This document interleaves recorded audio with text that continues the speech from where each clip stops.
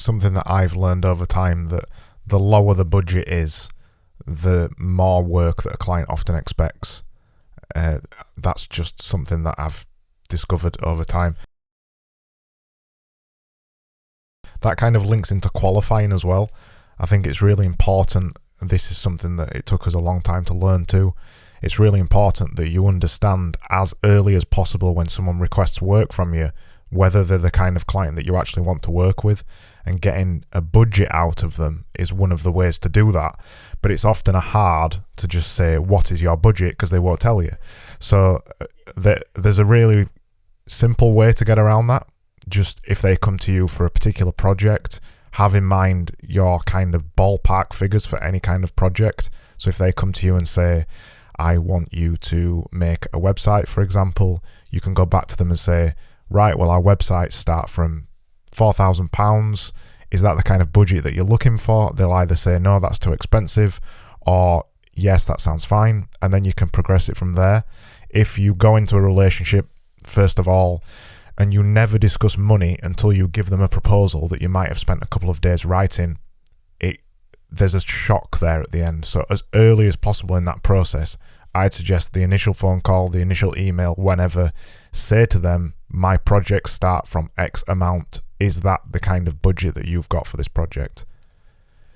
And I think you're never going to get it right, because everybody has their own different way of talking about money, and culturally it's actually quite different as well, that some cultures aren't used to talking about money straight away. Some people can be very abrupt. I really appreciate clients that do not sort of beat around the bush. They say, this is what we got, and you can say so yes or no. Always leave room for negotiation.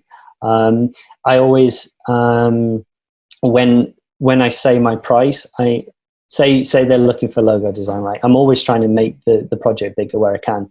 I'll say the fee that I usually work to, and I'll say that's how much it costs to do that logo design project. However, for that price, I will also include stationery design. I will do like business cards for you, and I will do this for you, so that they feel like they're actually getting a value add as well. So although the budget might be slightly out of their vision, that they're kind of thinking, well, okay, now I hadn't thought about getting that done, but that budget now seems reasonable because I'm getting, all of this sort of value add.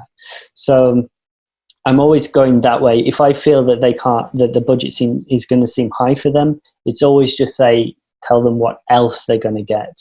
Mm-hmm. Because everybody else is quoting for exactly that small thing. If you're saying, I'm going to do this and this because I believe this will serve your business more to have, I don't know, you can come up with lots of different things, right? Maybe it's just, maybe they need a small brochure, and it's like, well, it costs $3,000 to do logo design, but I'll also do you an 8-page brochure. Yeah. And that's where you get someone thinking about, I only need a logo, and you're thinking that it helps them understand that you want to do the best thing for them. And you kind of explain, well, the brochure will serve you because this is the way you engage with people. So value add is really important, I think.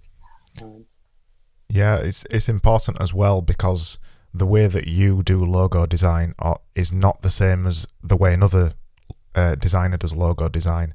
So it's important to clarify what that product is that they're actually receiving. I think we can sometimes think that the client knows exactly what they're going to get, but they might actually not even really understand themselves what the project is. They might just have been told that they need this particular thing. Everybody knows they need a logo, for example. Everybody knows they need a website, but they don't necessarily know what that actually means. And that can mean drastically different things. And also with that, when they go around maybe getting a couple of different quotes, those prices can be dramatically different too, and they don't know what differentiates your product from theirs. Yours might be the most expensive, or it might be the cheapest, or it might sit in the middle, but clients don't understand the difference between those things. Do you know what I mean? So it's important to do what you just said and actually tell them, well, this is exactly what you're going to get, and I'll throw this in too. So it leads me into another point about, we said say yes to a lot of things, But it's also important, I think, when you first start out as a freelancer, to say no to some things. And this is where red flags come in, and we start to think about the things that we've learned over time that definitely means you should never work with a client. So some of the ones that I can just think off the top of my head, and then you've probably got some too. Number one, if there's a massive deadline on a project and a massive immediate urgent deadline that they desperately need you to meet, that's often a red flag, not always a red flag.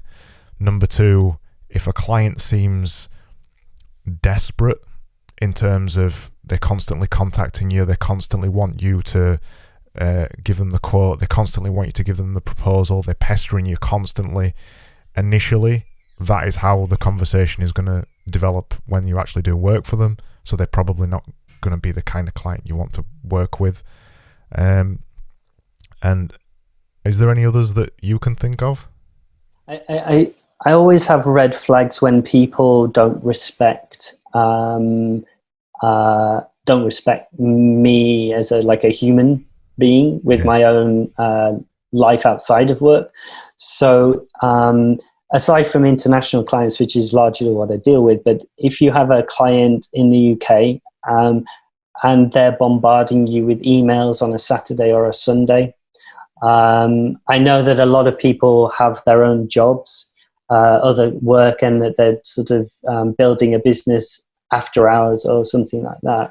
But I found that people that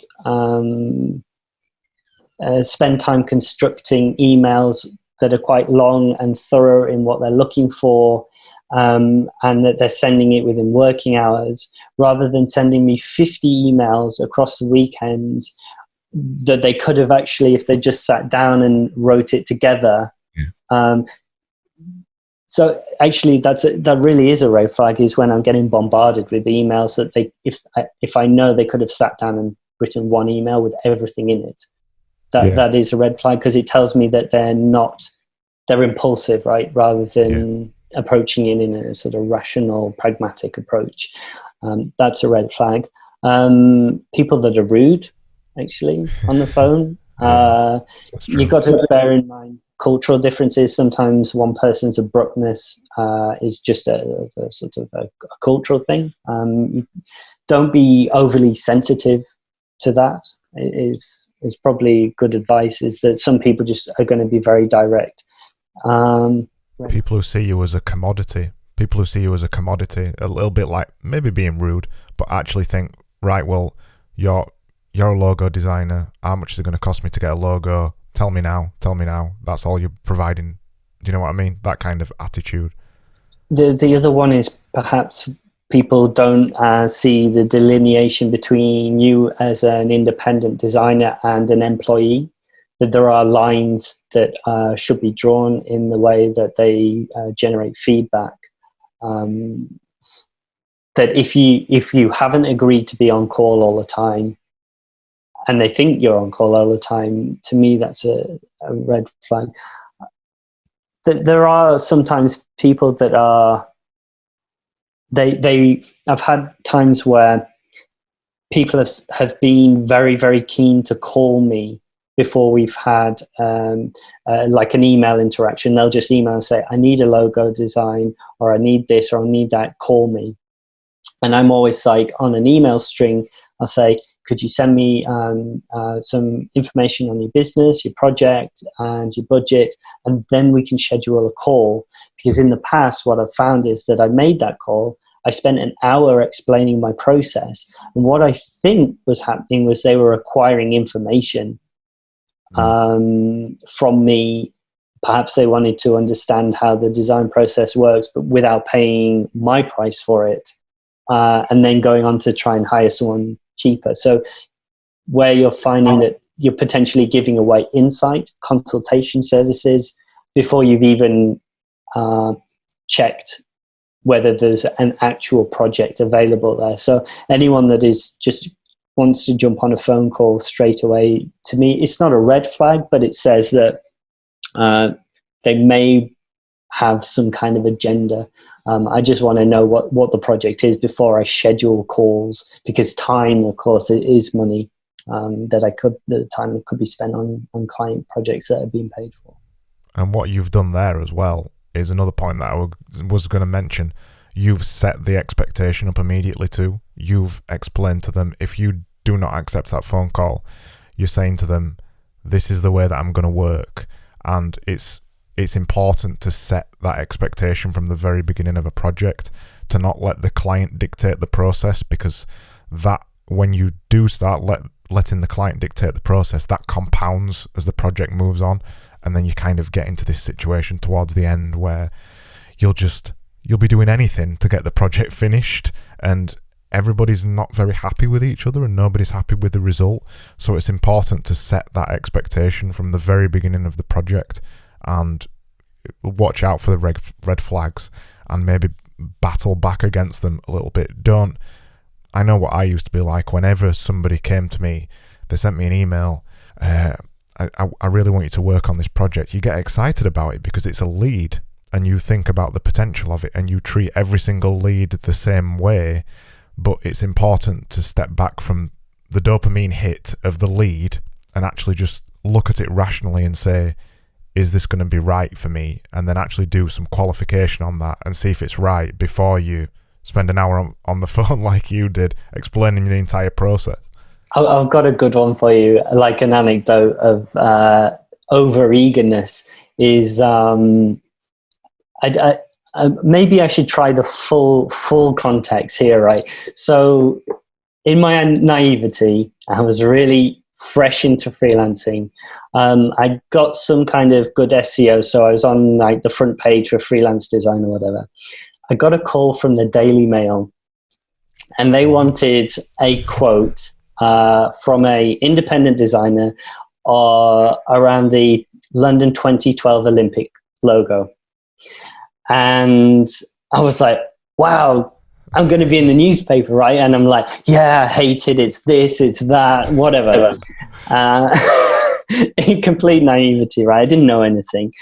And it was published in the newspaper the next day, right? I still got the Daily Mail, like freelance designer Richard Baird from Nottingham, whatever, alongside some design studio creative director, right? I was like, I've made it, right? This is gonna I've made it.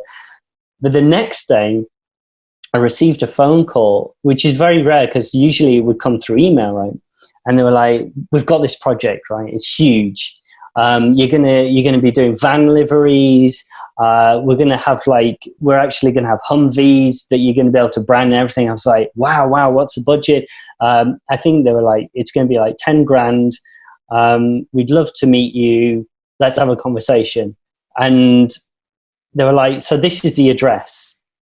Come meet us here, right? And I was like, great. It was in Nottingham. So I packed up my portfolio and everything like that. I took the tram to the other side of Nottingham, right? The address didn't exist. Oh, there wasn't even a building there, right? I cross-checked it with everything and I had a conversation. And I think because of the proximity and the visibility of what I've just done with the newspaper thing, is I think that somebody thought they would play a little prank on me. Yeah. And in my over-enthusiasm, I hadn't checked anything. I just heard the budget.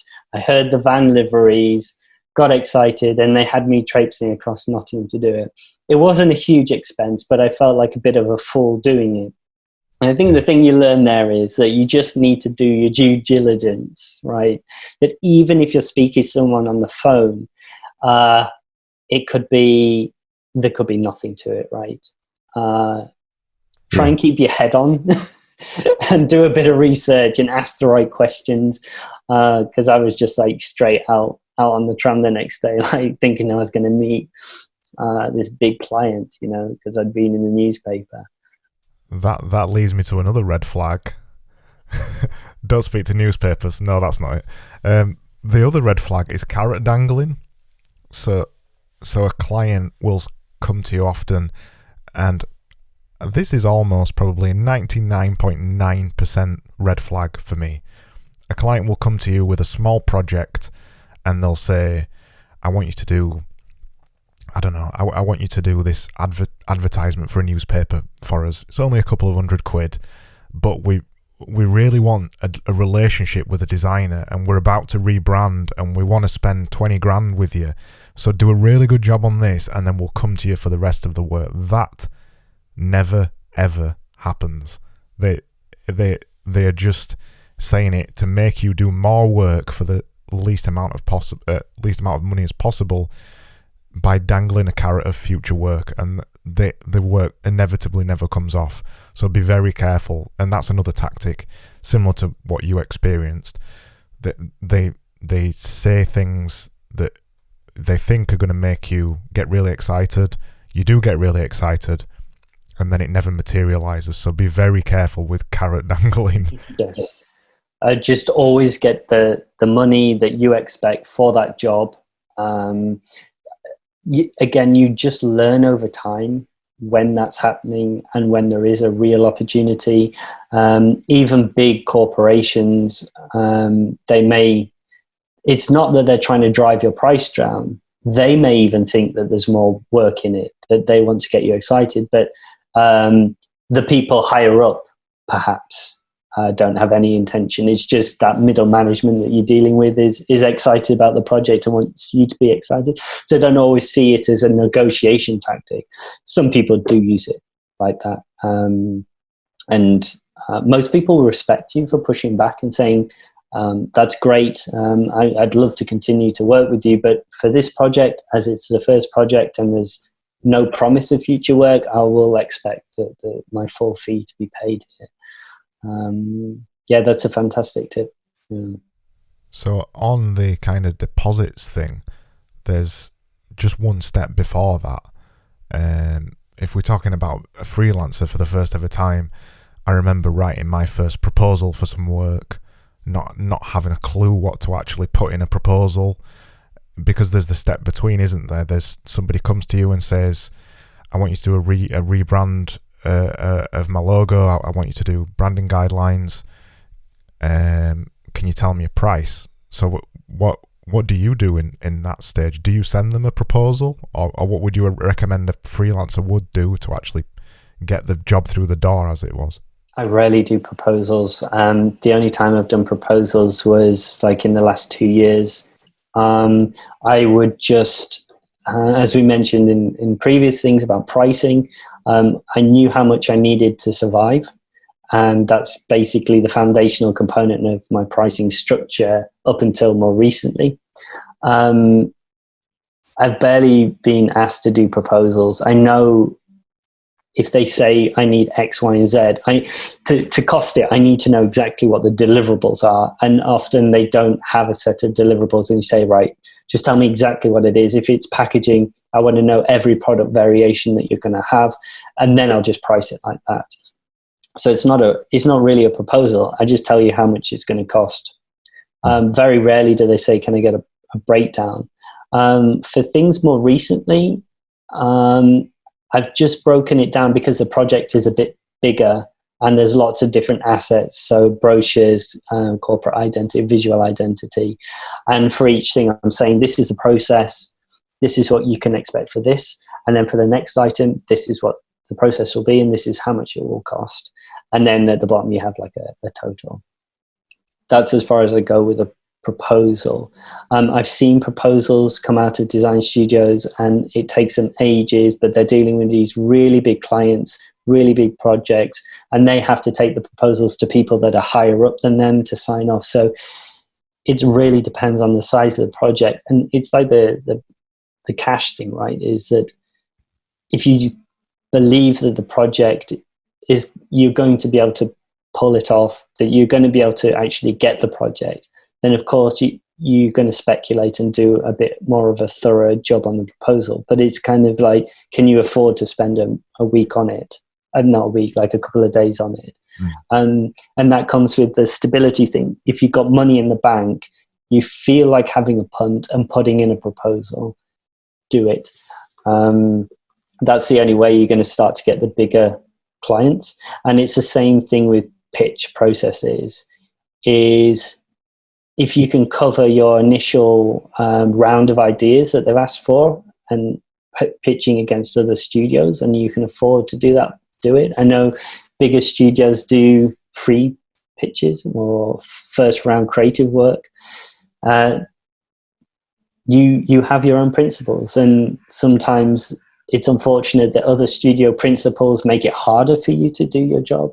But if you've got enough in the bank, you can say, look, to the client, no, this is not how we do it. We believe we provide a service. Here's a document of all the projects we worked on and how we brought value to that. And I've seen it when that's been done, and they've actually won it without doing any first round creative work against other studios that actually did first round creative work. The proposal and the process that they were putting forward was greater than the first round creative work from the studios. And I think that's, you learn to judge the approach, or you learn some principles to design by, right? And that by putting forward that principle, that might resonate more with the client than seeing work. And actually by doing work, first round creative work for free, and then everyone but one studio says, actually, that's not for us, the client then understands that, oh, okay, so maybe that isn't the right thing to do, because for the last 2 years, we've been doing these free creative pitches with studios, and no one's ever told us that that might not be the best approach, or the best sort of moral approach to things. So yeah, you can really help shape a client's understanding if you're the one that says no. Yeah, it's a good point. We don't really do any free design work. It's one a cost thing, so we just haven't got the time to do it.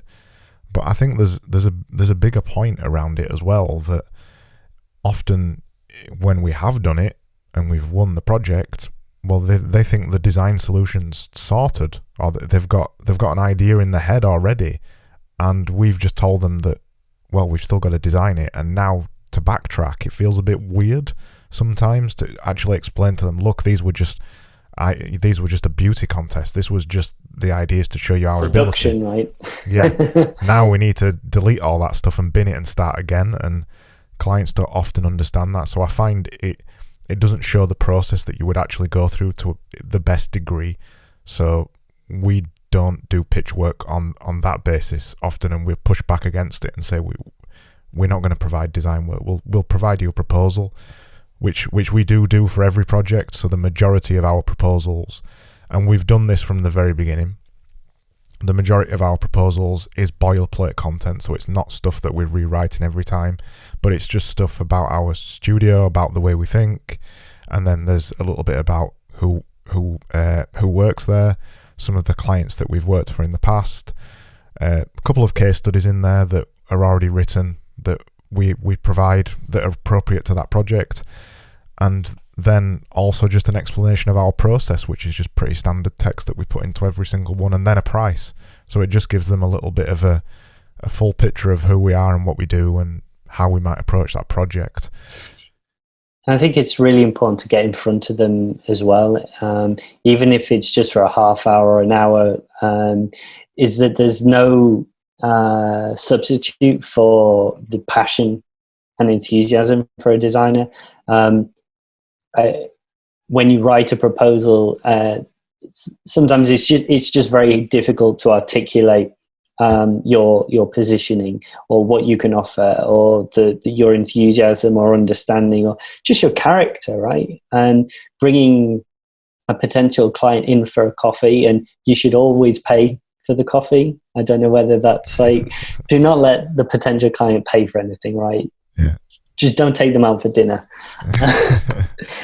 Pay for the coffee, and just draw them into who you are as well, that your passion and enthusiasm is an essential part of, alongside that sort of pragmatic process of, this is what you can expect and how we go about it. But here's my enthusiasm for design and its potential to help your business achieve the goals that you want to achieve. Yeah, I try to do that as much as possible in a project from start to finish, meeting the client and actually talking to them, ideally face to face, but video call if possible. Worst case scenario is email.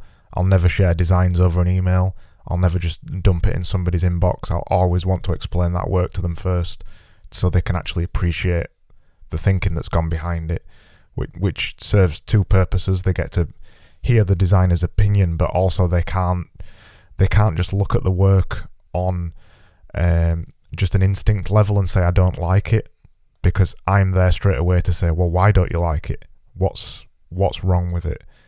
Instead of them just seeing it in an email and just saying, oh, I don't like that, and then that kind of festering in their mind for a day or two before you actually speak to them. Yeah, because it can build up like quite a sort of, they're just disappointed, and then there's like 2 days of disappointment. But on the like I actually do dump the work exactly like that through email. I set up a PDF document. I lock it so that you can't edit it, but of course you can pull. This is where it comes to the 50% deposit, right? If someone really wants to steal the work, they could steal the work, right? I don't have the money to really chase it after. It's like a trust thing, but hopefully you've gone through a process where you trust them, and that's why meeting them, right? You can get a sense of who they are and whether they're going to cause you any problems. So, but what I do, because, I run BPO, that I've spent so much time writing that with every presentation, there is a very strict presentation style where there is the concept, but there's also quite a bit of text to read about each thing. And I say to them, look, sit down with it, read everything, take a few days with it. The first thing that jumps out at you that you feel like it's interesting may actually dissolve your interest. Your interest may wane on that, and something else may emerge later on over the couple of days. Like number 3 might start to make more sense to you. And I've actually never had a problem with that. I might have 1 or 2 clients have emailed me and said, you've completely missed this and you completely got it wrong. And perhaps I did actually in those 2 cases get it wrong. But they've always given me that second chance. And it's always very embarrassing when I've got the brief wrong. I misread something, or I've spelled in the logo spelled the company name wrong or something. I've done that before. Oh God, it's so embarrassing. I had one where I completely misread the brief, and I designed all of these sort of routes with the wrong name. And she said, I think it was like $5,000 or something. And she was like, I don't trust you anymore. Can I have my money back? And of course I don't spend the money, straight away, but it goes straight into the savings account. And, I felt so embarrassed. And I gave her a back, but it really hurt to have that $5,000 in the bank account and then give it back. But it was completely my mistake, my fuck up. And it was like a big enough fuck up for me to just internalize it and learn from it and read so carefully the brief again every day. Every time I start work on it again, before I send it out, I check everything. Architects and architecture, 2 things that I sometimes get messed up on the name. But yeah, so I send it through email.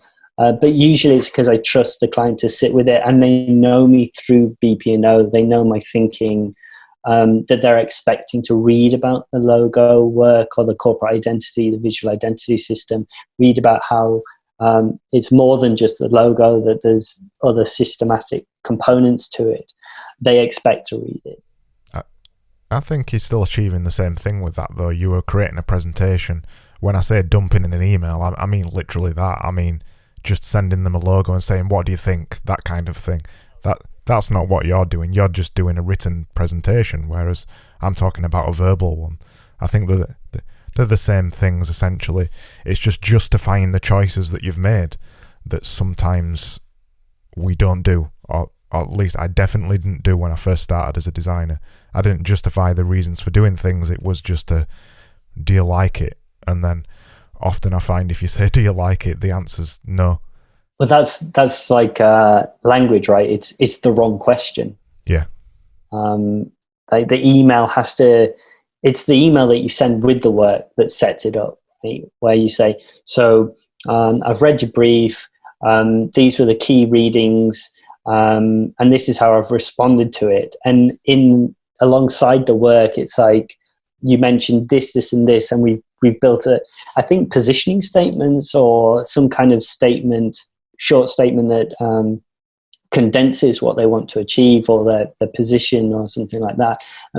Every time that you present the concept in the document, that you're always referring to that, and you're using exactly their words to describe what's going on, rather than, or always just making sure that you're referencing what they said, rather than just like, here's the work. They don't have anything to ground it in. But yeah, you have to have a call right afterwards. And the other red flag is where you send it and 2 minutes later they say, yeah, I love it. And you think, oh shit, I really need some pushback. Yeah. I need that client pushback, right? For them to say, okay, so this is really interesting. And this is interesting.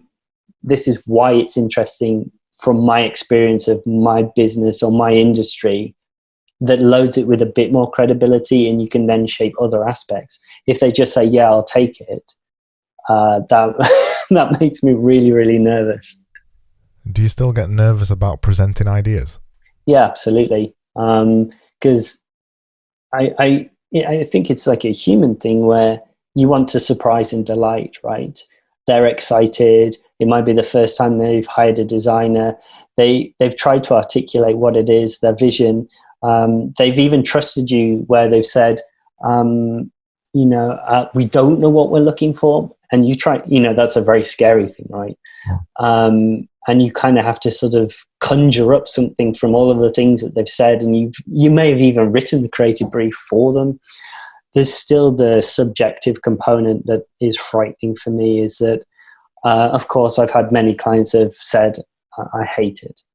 And that you've had to do a bit of work to get them to understand it. But there's that feeling inside of rejection, right? That even though you're going to have a conversation about why it would serve their business, it's still that feeling of, I've just put my heart and soul and 15 years of working in design and understanding. For me, I'm not saying design is my life, but it's a very large part of what I do. It does hurt a little bit still, but it's always it's a lot less now. That you kind of learn that it's just business, and they want a good result, and you want a good result. And actually, I'm more reassured when a client is engaged in that way. So I've found that now the conversation is more. They say, we don't understand it, or that it doesn't sit right, but we want to have a conversation, right? And as long as they say, can we have a chat, rather than closing the project down, it's always a like, great, okay, so we can go from there. So actually, one of the fundamental learnings is that as long as they don't shut the project down, those set of concepts is a good framework in which to move on from. And that they're engaged, and that even if they don't initially like those, you know why, and you can build on that. Rather than when they say no, it can be a bit more painful, because you have to sort of temper that sort of non-business thing. That it's not ego. It's just you've put yourself openly on the line, and you want to do the right thing, right? It's rejection, isn't it? Like you said, it's just, you don't want to be rejected. You've spent a couple of weeks, sometimes maybe a little bit longer or a little bit less, but it's been your whole life for a period of time, and you think, yeah, this is amazing, and then you're just in that nervous kind of state where you're showing the client for the first time. You don't know whether they're going to like it or not, and then they see it, and you're so excited about it, and then you're hoping that they're going to be just as excited when they see it for the first time too. And yeah, that is often the first stage of a round of amends, and sometimes they love it, which is great, and that's exactly what you want. But I think that bit, not just as a new freelancer, but as a new designer as well, the bit about taking feedback, and taking feedback takes time. I don't think there's a way you can shortcut that. I think you you just take it personally, and you can't help that. And it's over a period of time you learn not to take it as personally. It still hurts a little bit for me anyway. It still hurts a bit, but there's the other side of it as well. Is not the taking the feedback personally, but it's being able to detach from the work too. That if your idea is wrong and the client explains something to you and it's not right, the work is not right, you have the ability to detach yourself from the work and the ideas and then move on to something else. So when I approach design work like that, I'm very pragmatic about that. Even if it was my favourite idea a couple of hours ago or 20 minutes ago, I'm happy to bin it and start again if that's what's necessary. Yeah, and giving yourself a buffer. So what I do on any feedback I get from a client, whether it's come within half an hour receiving concepts or 2 days, is to say, thank you very much for your feedback. I really appreciate it. I'm going to take the time to read through your email and think about what you've had to say, and I'll get back in touch with you tomorrow or the day after. So they have a time frame. They feel that you've listened to them, and that you're going to consider the way you move the project forward. And then even if you're really, really upset, you've done the professional thing. You've got time for yourself to maybe you don't even look at the project for a day. And when you come back to it, their email may read way more rational than when you first read it. You can remove any of the things that what you call projection, where you assume that that's what they mean, but it may not be what they mean. You may read it as aggressive, but it's actually the way you perceive it, and it really has no aggression. So just that buffer time to take it all in, rather than saying, I think you're wrong, or anything, instinctual or personal, or just a bit of time, and for me, it still does hurt. I don't like to get things wrong, or and also humility, right? Is if you've done something wrong, if you misread something, if you've made a mistake, be honest and say, my apologies, I misunderstood this. Let me take another look at it. And usually people are very, very forgiving, and just be honest straight away, and a bit of humility. The replying to an email in 24 hours or 2 days is a really good tip, because I've been there before where I've hit reply too quickly and sent an angry email. It's pressing that send button, right? It's such it can happen so quickly, right? You can spend that hour on the really angry email or whatever, or even if you think you're being rational. But there's that line between not sending and sending is so fine, but can have such large repercussions on the project. You really need to just not even write the email, right? Write it on a piece of paper. What I do is I write it in notes on my phone. Yeah. And I find that that's actually a really good way of exercising any negativity or personal responses. I actually do this on Twitter to stop myself getting too cynical or aggressive or anything. I'll write the tweet out in notes, and then I'll get out my system and I'll move on. Any kind of buffer is useful between you and a client, or you and anybody, that you just, there's no need to be aggressive. The one that always sticks in my mind happened to me probably 2 years ago, maybe a little bit longer. I am a little bit of a hothead sometimes. I've got ginger hair. It's a thing. So I can sometimes be too short with people, particularly on email, and I try very hard not to be.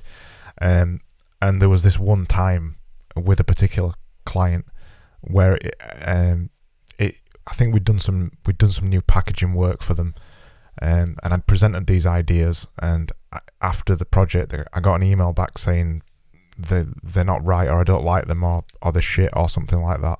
And I just unleashed a tirade over email that was incredibly unprofessional, and I hit send, and as soon as I hit send I felt amazing, And then within about 20 seconds, I realised that I couldn't pull the email back, and then I didn't feel amazing anymore after that. And then I had to go into a meeting with the client and explain to them how I didn't mean the email and I'm really sorry. And it just descended into absolute farce, and I'd wish I'd never sent that email. And then since, I've never sent an email like that, because it's easy to send the email, especially when you're angry, which is exactly what I did. And then it takes days to unsend the email in a client's mind, and it might never be unsent in their mind ever again. It can come the other way around, where the client is the hothead, and you are required to show professionalism even if they're triggering you. And the key for me is to avoid occasions where it spirals out of control, where the emails are just going backwards and forwards, and actually not progressing anything forward, where they just keep on saying very personal and negative things that isn't constructive. And you keep on reiterating, say, the agreement that you had, and they might say, okay, we're now going to take it to we're going to sue you or whatever like that. And you just have to draw a line and say, I've listened to everything you've had to say. I don't think there's anything more to be said here. If you feel that you need to take this up with with somebody else, please have them contact me.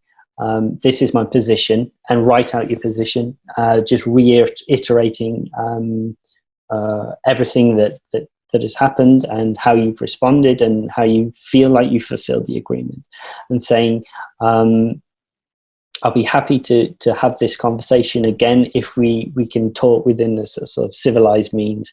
But until then, I won't be further responding to these emails. And I hope nobody ever has that experience, but it is possible. And it's just remain professional, and you'll know when you are crossing a line. For me, I just know when I'm being unprofessional.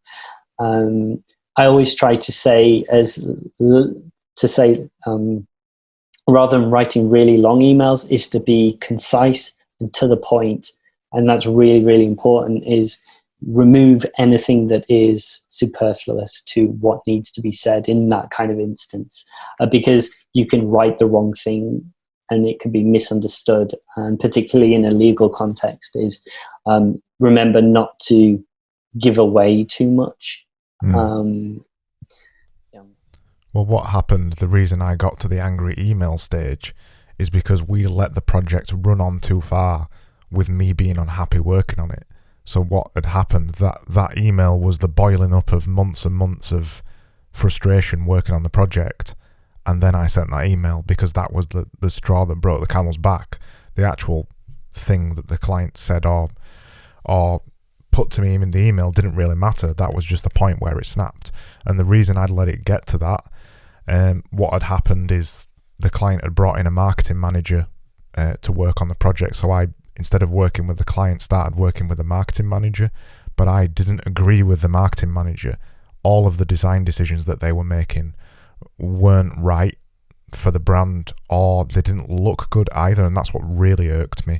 The suggestions they were making were undoing all the hard work that we'd spent the previous year doing, because we'd built up a lot of the brands, particularly visually. We'd built up a lot of the brand. So they brought the new marketing manager in, and she and they were undoing all the hard work that we'd done. So the frustration was building and building and building. And I kept telling the client that this was the case. But the new marketing manager used to work for Marks and Spencer's or something like that, and they had apparently an illustrious portfolio of previous work. And every time I pushed back against the suggestions, I was getting the response, well, this website does it, or this does it, or this brand does it, or this brand does it, so we should do it. That kept building up. And ultimately, what ended up happening after that email is we continued to work with them for a month or two, and then eventually we stepped away from the project because it wasn't working. But what we should have done, or what I should have done earlier, is stepped away from the project much sooner. I got into my head that I could fix the situation, and because I'd already sunk so much time into the project and I wanted the client to succeed, I kept thinking that I could somehow fix it. I could somehow finally convince the marketing manager that my point of view was correct, even though she didn't agree.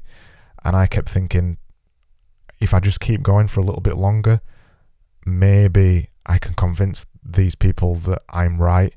And it never happened.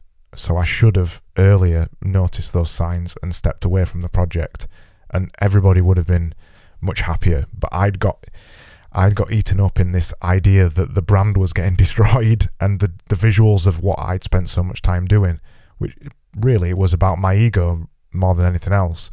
But I was getting too close to the project, and I should have stepped back sooner, and I didn't.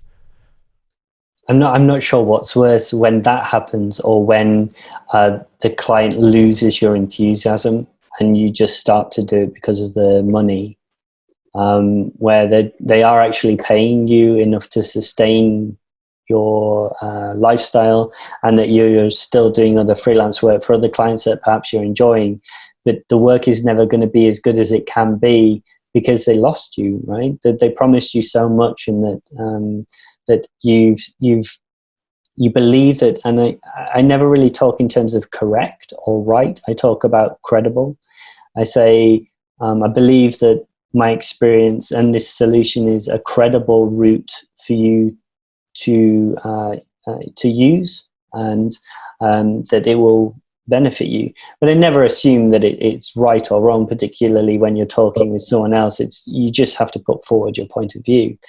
It's just really sad when that they've driven you so hard, and that they've asked so much of you, and you've given so much to it, that the project no longer looks like or performs in the way that you believe is credible, and you're caught working on it. And so in your instance, you retained your passion and your enthusiasm, and that actually led to it ending. And I've had times where I've just not been listened to, even though I've put forth what I believe is credible and rationalized approach, and that I've just continued to work with them because the money is good. Bank it and leave it and say, I believe I did the very best I could for you, but moving on, I don't think I can continue to contribute because you're not listening anymore. And I wish you all the best. Yeah, that's the tough point to get to with any project, and that's something as a new freelancer wouldn't have any experience of dealing with. Getting rid of a client or sacking a client is always a difficult conversation. I'm lucky that we haven't done it very many times. In 15 years of being a designer, we've done it maybe once or twice, so I'm lucky in that situation. But it's not nice. You don't want to be in that situation, and there's lots of things to think about as well. Like you just said, if, and this comes back to the survival point, if you still need the money, you might still have to work on the project, and you might just have to suck it up. But if it's affecting you in other ways, which that project was affecting me, if it was just making me angry all the time, it making me sad, you've got to realize that at some point, and that's when the money doesn't matter, and you've got to say, this is it. This is where diversification is really helpful, is try and get a few different clients going, a few different contracts, and do not rely on that one big contract to sustain your existence, because as soon as that goes south and you're miserable, it's really going to affect you as a person, right?